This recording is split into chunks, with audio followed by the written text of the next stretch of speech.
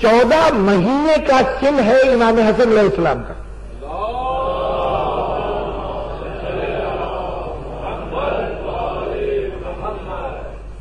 14 مہینے کی عمر تھی. ایک تفصیلی واقعہ ہوا تھا. ابو سفیان آیا تھا مدینے میں صلح حدیبیہ کی شرط کو بحال رکھنے کے لیے. اس وقت اس نے جب دیکھا کہ کسی طریقے سے اس کی بات نہیں بنتی, حضور اس کی بات سننے کے لیے تیار نہیں ہے, تو اس نے امام حسن علیہ السلام کی سفارش چاہی تھی. تو اس پہ امام حسن علیہ السلام نے اب 14 مہینے کے بچے سے سفارش چاہ رہا ہے کہ اپنے نانا سے کہہ دو. اس نے تو اپنے طور پہ راہ مذاق کہا ہوگا. یعنی آپ تصور کر سکتے ہیں کہ وہ بھاگا بھاگا پھر رہا ہے. بڑی مشکل ہو جاتی ہے کہ صرف اشارے سے بات نہیں بنتی. صلح حدیبیہ میں جو شرائط طے ہوئی تھی مسلمانوں اور کافروں کے درمیان, اس کی خلاف ورزی کر دی سال بھر کے اندر اندر کافروں نے.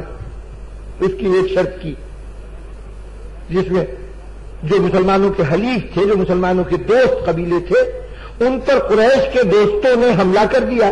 اور شرط یہ تھی کہ اگر کسی ہمارے ساتھی کے اوپر حملہ کیا گیا تو براہ راست ہم پر حملہ ہوگا.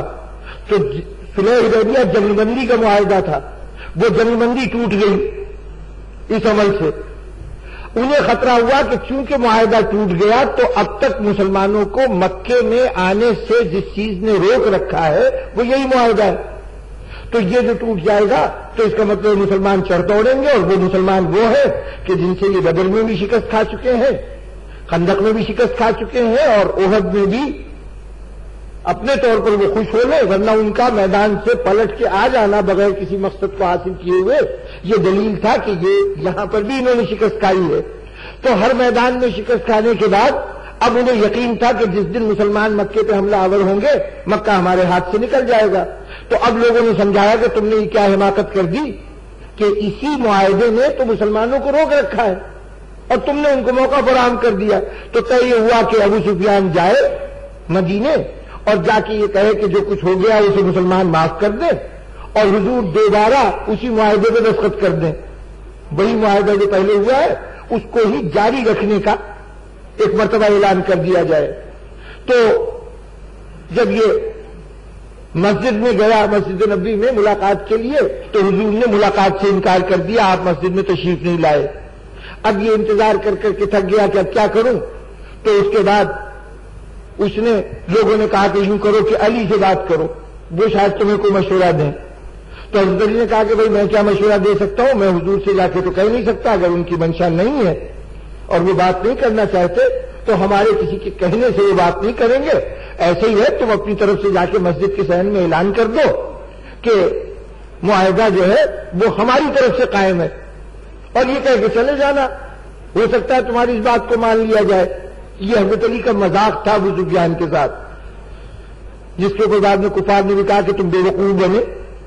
بھلا یعنی تم گئے ہو ان کا اقرار لینے کے لیے کہ معاہدے پر وہ قائم ہے. تمہارے زبان سے کہنے سے کہ میں قائم ہوں, اس سے تو معاہدے کی تجدید نہیں ہوگی. تجدید تو وہ کریں گے نا جن کی تم نے شرائط کو توڑا ہے. تو یہ علی نے تمہیں بے وقوف بنایا ہے. تو جس وقت یہ تلاش میں تھا کہ کسی صورت سے حضور سے رابطہ ہو جائے تو غالباً کہیں امام حسن علیہ السلام نظر آ گئے. تو اس نے سوچ کے کہ نواسا ہے تو ویسے ہی اپنے طور پر اذراہ مذاق کہا. یعنی یہ میں تصور کر رہا ہوں, تاریخ نے نہیں لکھا کہ مذاق کیا تھا, لیکن اندازہ ہوتا ہے کہ جیسے کہ چھوٹے بچے کو دیکھ کے آپ کہیں کہ بھائی تم اپنے نانا سے کہو, تم اپنے دادا سے کہو, تم اپنے والد سے یہ بات کہو. یوں ہی کہہ دیا اس نے. تو جیسے یہ کہا تو امام حسن نے پلٹ کے کہا کہ میں کیسے کہوں, جب تک تو کافر ہے تیری سفارش میں نہیں کر سکتا. 14 مہینے کا بچہ ہے. یہ جملہ اتنا حیرت انگیز تھا. 14 مہینے میں عموماً بچے بولنا نہیں شروع کرتے, یہ عمر وہ نہیں ہے کہ جہاں گفتگو کرتے ہوں. تو اب اس عمر میں ایسا جواب دینا کہ تیری سفارش کے رستے میں تیرے کفر حائل ہے اور کفر کی حالت میں تیرے کفر کی وجہ سے میں سفارش نہیں کر سکتا, یہ جملے نے مسلمانوں کو بھی حیران کر دیا. وہ ابو سفیان کو تو جو حیرت ہوئی ہوگی وہ ہوگی, لیکن مسلمان بھی حیران ہو گئے. انہوں نے کہا کہ یہ چھوٹا سا بچہ ایسی بات کر رہا ہے. تو بعد میں حضور تک یہ بات پہنچائی گئی اور لوگوں نے اپنی حیرت کا اظہار کیا. تو اس وقت حضور نے کہا کہ تم کیا سمجھتے ہو میرے اس نواسے کو؟ یہ زمین پر بیٹھ کر لوح محفوظ کی تحریر پڑھتا ہے.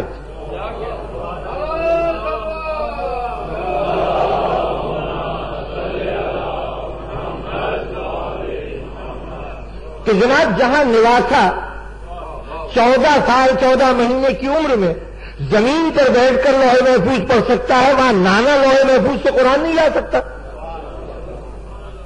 کہ اس کے لیے وہ چوتھے آسمان پہ اتارا جائے. پھر اس وقت کے جب دنیا کی آنکھیں نہیں کھلی تھیں اس وقت تو شاید یہ بات مان لی جاتی. اب بڑے مسئلے اور ہزاروں کھڑے ہو جاتے ہیں.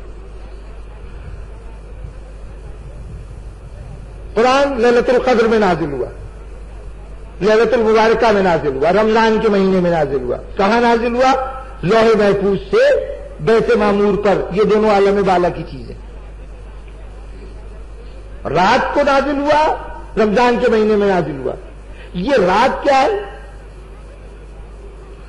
سورج کے سامنے زمین کی اپنے محور پر گردش. جو حصہ سورج کے سامنے آ جاتا ہے وہ دن ہو جاتا ہے، جو سورج سے ہٹ جاتا ہے وہ رات ہو جاتا ہے. چنانچہ یوں سمجھیے کہ ایک ہی وقت میں دنیا میں ایک رات ہے جو مسلسل چل رہی ہے اور ایک دن ہے جو مسلسل چل رہا ہے. یہی صورت ہوگی نا.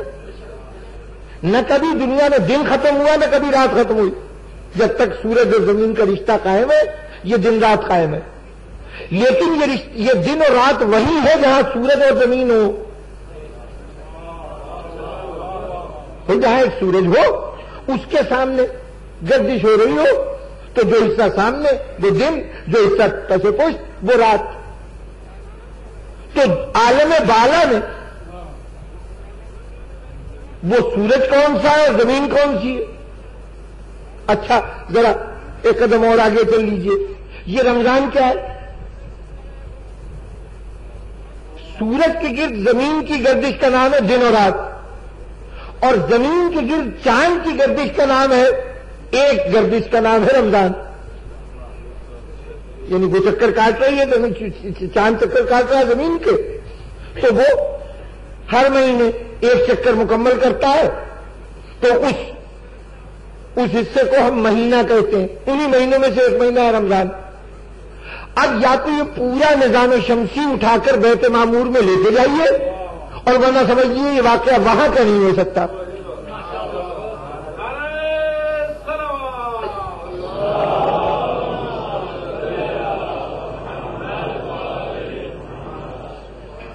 اچھا لیکن سمجھدار لوگ کوئی نہ کوئی حل نکال لیتے ہیں. انہوں نے کہا کہ یہ مطلب تھوڑی ہے کہ وہاں دن رات ہوتا ہے یا وہاں رمضان کا مہینہ ہوتا ہے، بلکہ مراد یہ کہ جب یہ واقعہ وہاں پیش آیا تھا تو یہاں رمضان کا مہینہ اور رات کا وقت. جواب بڑا معقول ہے، لیکن جناب اس معقول جواب میں یہ تو ممکن ہے کہ وہاں واقعہ ہو تو یہاں رمضان ہو. میں نے 3 آیتیں ابتدا میں، اب تو بہت سے نئے چہرے آ گئے اتنی دیر میں، 3 آیتیں پڑھی تھیں. اس میں سے 2 یہ بتا رہی کہ رات کو نازل ہوا اور ایک بتا رہی ہے کہ رمضان کے مہینے میں وہ رات آئی. تو وہ جو ایک آیت کا قول ہے کہ رمضان کے مہینے میں قرآن نازل ہوا تو یہ ہو سکتا ہے کہ عالم بالا میں کوئی واقعہ ہوا ہو اور اس وقت دنیا میں رمضان ہو. لیکن یہ ممکن نہیں ہے کہ کہا جائے کہ جس وقت یہ واقعہ ہوا تھا دنیا میں رات تھی. نہیں ہوئی بات واضح.